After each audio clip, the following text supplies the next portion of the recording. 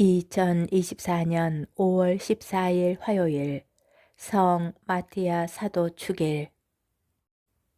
마티아 사도는 예수님께서 승천하신 뒤에 사도로 뽑힌 인물로 12사도 가운데 한 사람이었던 유다의 자리를 채우게 된다.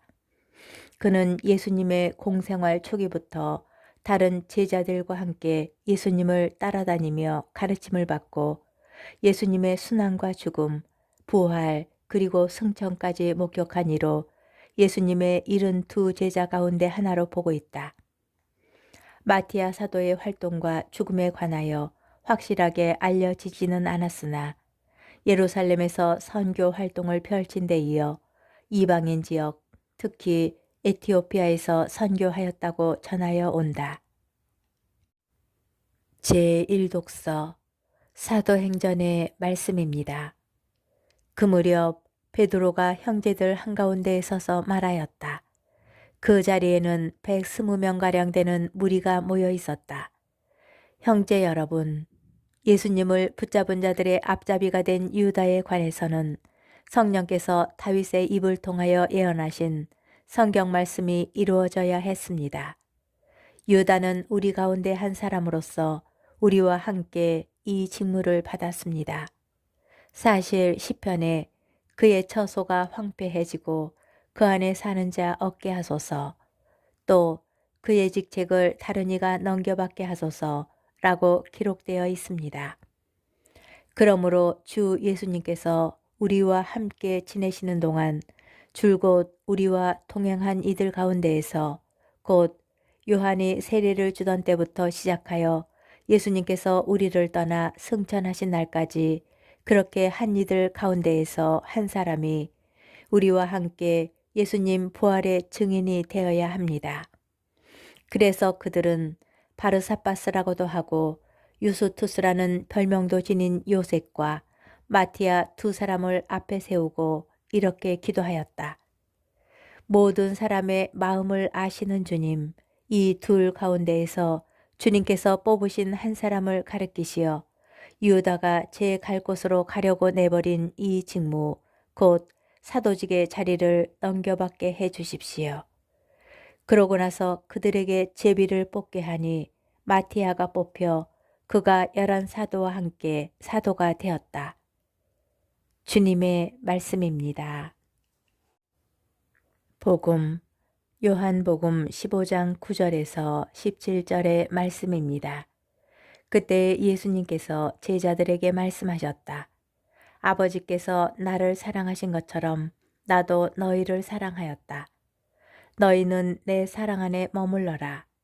내가 내 아버지의 계명을 지켜 그분의 사랑 안에 머무르는 것처럼 너희도 내 계명을 지키면 내 사랑 안에 머무를 것이다. 내가 너희에게 이 말을 한 이유는 내 기쁨이 너희 안에 있고 또 너희 기쁨이 충만하게 하려는 것이다. 이것이 나의 계명이다. 내가 너희를 사랑한 것처럼 너희도 서로 사랑하여라. 친구들을 위하여 목숨을 내놓는 것보다 더 큰 사랑은 없다. 내가 너희에게 명령하는 것을 실천하면 너희는 나의 친구가 된다. 나는 너희를 더 이상 종이라고 부르지 않는다. 종은 주인이 하는 일을 모르기 때문이다. 나는 너희를 친구라고 불렀다. 내가 내 아버지에게서 들은 것을 너희에게 모두 알려주었기 때문이다. 너희가 나를 뽑은 것이 아니라 내가 너희를 뽑아 세웠다. 너희가 가서 열매를 맺어 너희의 그 열매가 언제나 남아있게 하려는 것이다. 그리하여 너희가 내 이름으로 아버지께 청하는 것을 그분께서 너희에게 주시게 하려는 것이다. 내가 너희에게 명령하는 것은 이것이다. 서로 사랑하여라.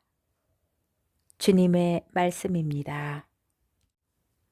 오늘의 묵상. 사도행전은 제자들이 두려움을 극복하고 진정한 예수님의 부활의 증인으로 거듭나는 과정을 전하여 줍니다. 특별히 오늘 독서는 예수님께서 부활하신 다음 사도로 선출된 마티아를 이야기하면서 사도가 어떤 사람이고 그들이 하여야 할 일이 무엇인지를 분명히 제시합니다. 이를 요약하면 일단 사도는 예수님의 부활의 증인이어야 합니다. 사도들이 하여야 할 가장 중요한 역할은 예수님에 대한 증인이 되는 것입니다. 그렇다면 증인이 되기 위하여 요청되는 조건은 무엇일까요? 함께함입니다. 함께하면서 보고 듣고 공유한 것이 있어야 증언할 수 있기 때문입니다. 그래서 독서는 사도가 되려면 주 예수님께서 우리와 함께 지내시는 동안, 곧 요한이 세례를 주던 때부터 시작하여 예수님께서 우리를 떠나 승천하신 날까지 그렇게 한 이들이어야 함을 천명합니다. 독서는 사도로서의 직무에 실패한 본보기로 유다를 제시합니다. 유다는 분명히 사도들과 함께 이 직무를 받았지만 제 갈 곳으로 가려고 이 직무를 내버립니다. 내버린 이 직무를 대신 받으려고 제비를 뽑는데 마티아가 뽑혀 11사도와 함께 사도가 됩니다.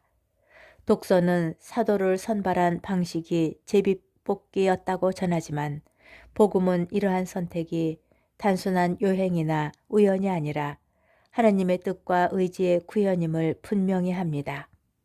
너희가 나를 뽑은 것이 아니라 내가 너희를 뽑아 세웠다.